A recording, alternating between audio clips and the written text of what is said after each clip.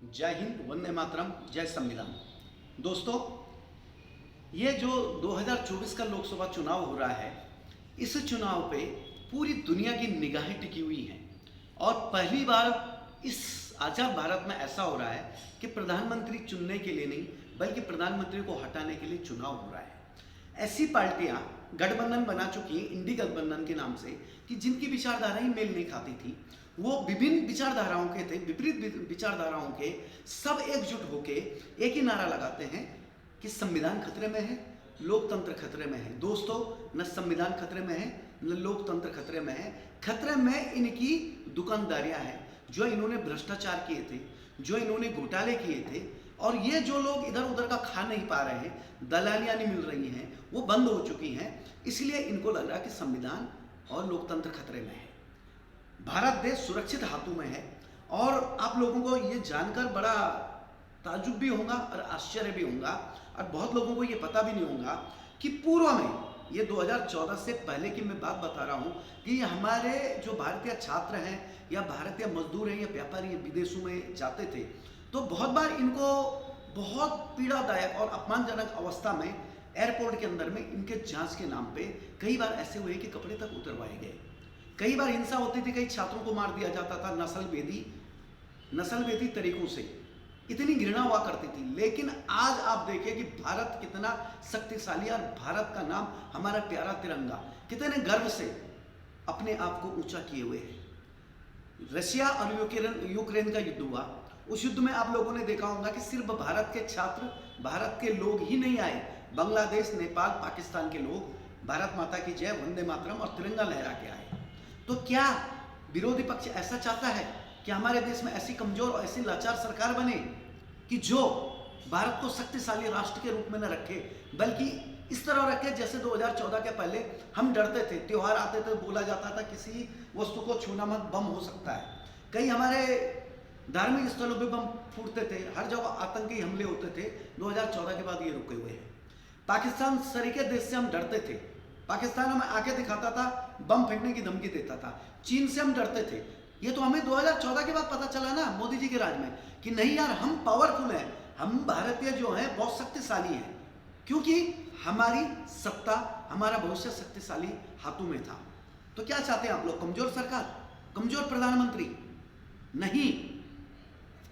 हर भारतीय को गर्व होना चाहिए कि हम आने वाली सरकार जो चुनेंगे वो भी ऐसे चुनेंगे कि हमारा भारत देश शक्तिशाली बने, मजबूत हाथों में रहे, मजबूर हाथों में नहीं, और पूरे विश्व में हमारा परचम लहराए। आज आपने देखा होगा कि हम रक्षा क्षेत्र में बिल्कुल आत्मनिर्भर बन चुके हैं। आर्थिक क्षेत्र में आत्मनिर्भर हम बन चुके हैं। 15वें नंबर से हम लोग आज कितने 5वें नंबर पे हैं। स्पाइस जो अंतरिक्ष बोला जाता है, वहां पे भी हम पहले दूसरे नंबर पे हैं। आज भारत देश की जो नोट है, करेंसी, वो कई देशों में चल रही है। आज हमारे भारत देश में विदेशों से बहुत पर्यटन लोग आते हैं, घूमते फिरते हैं, हमारा जो राजस्व बढ़ते जा रहा है। और सबसे बड़ी बात है कि आज हम लोगों ने कई विदेशी को, कई देशों को अपने हेलीकॉप्टर, छोटे बम वर्षक विमान, टैंक, मिसाइलें, ब्रह्मास्त्र सरीके हो गए, ध्रुव हो गया, भीष्मा हो गया, ये हम बेच रहे हैं, विदेशों को दे रहे हैं। खरीद कम रहे, दे ज्यादा रहे हैं।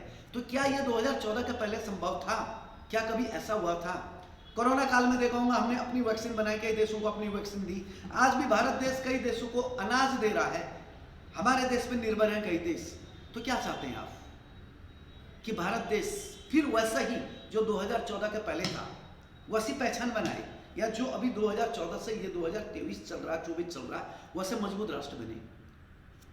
विरोधियों की किसी भी नेता को उठा के देखो, उनके जो लोग सलाहकार होते हैं या हम उनके समर्थक होते हैं, देखिए गैस एजेंसी उनकी, पेट्रोल पंप उनके, बड़े बड़े सरकारी जो एजेंसी होती है उनकी, स्कूल कॉलेज कॉन्वेंट उनके, पेट्रोल पंप उनके। क्यों भाई, ऐसा क्यों था?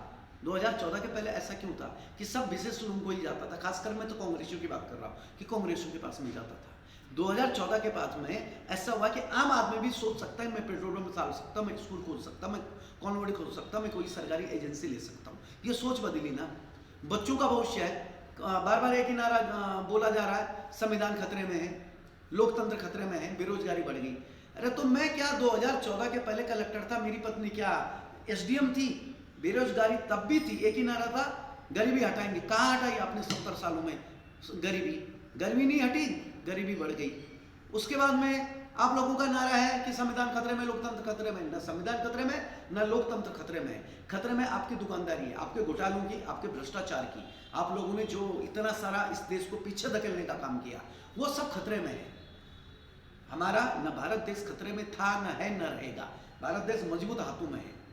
ऐसे क्या मजबूरी होगी सारी विरोधी पक्षों की कि आपकी विचारधाराएं मिलती नहीं थी, आप एक दूसरे के खून के प्यासे थे, जूते पैजर होते थे आप में, और आज अचानक आपने, वो कहते हैं ना, अली बाबा चाली चोर वाला गठबंधन बना दिया, ईस्ट इंडिया कंपनी टाइप का।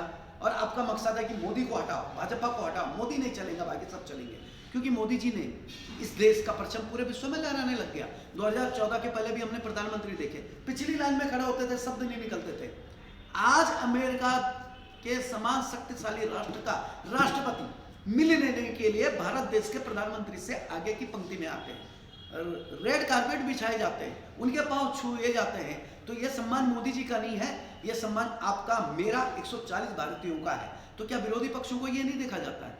क्या बात हो रही? राहुल गांधी जी के कांग्रेस के समर्थन में पाकिस्तान खुल के सामने आ रहा है। वो पाकिस्तान जो बार बार हम पे हमले की धमकी देता है, आतंकवाद की बात करता है, आतंकवाद की फैक्ट्री है, जिहाद की बात करता है, इस्लामिक मूवमेंट चलाता है, और कहता है कि मोदी जी को हटाना है, राहुल गांधी जी को प्रधानमंत्री बनाओ, कांग्रेस अच्छी है। क्यों? ऐसा क्यों हो रहा है? क्या चाहता है पाकिस्तान? कि फिर से इस देश में मजबूर सरकार बने, मजबूर प्रधानमंत्री बने, और फिर पाकिस्तान सशक्त हो जाए। जैसे मोदी जी ने पाकिस्तान के हाथ में कटोरा लगा दिया, यहां कांग्रेस खत्म हुई, वहां पाकिस्तान के हाथ में कटोरा आ गया। तो पाकिस्तान क्या चाहता है? कि कांग्रेस सत्ता में आए और उनके नेता, और जिन राहुल गांधी जी के लिए वो कह रहे हैं, वो प्रधानमंत्री बने और पाकिस्तान मजबूत हो, जिहाद बढ़े। जो ये गजवा हिंद समान इनकी जिहादें हैं। कांग्रेस की मत इतनी मारी गई कि इनका एक विदेश मंत्री उस परिवार की भतीजी कहती है कि आप वोट जिहाद करो। अगर ये कोई हिंदू बोला रहता तो अभी तक तो पूरी दुनिया में आग लग गई रहती।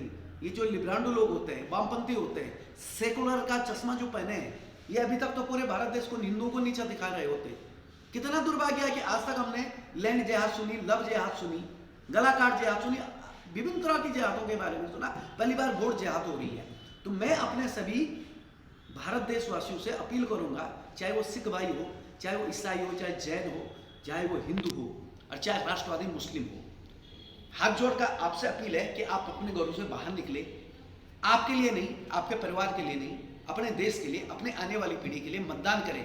आपके एक वोट में इतनी ताकत है कि जो लोग सपना देख रहे भारत को नीचा दिखाने का, उनके मंसूबे पूरे पानी पानी हो जाएंगे, उनके ख्वाब टूट जाएंगे। और इस देश को सुरक्षित हाथों में देना, इस देश के लिए मोदी और भाजपा जरूरी है।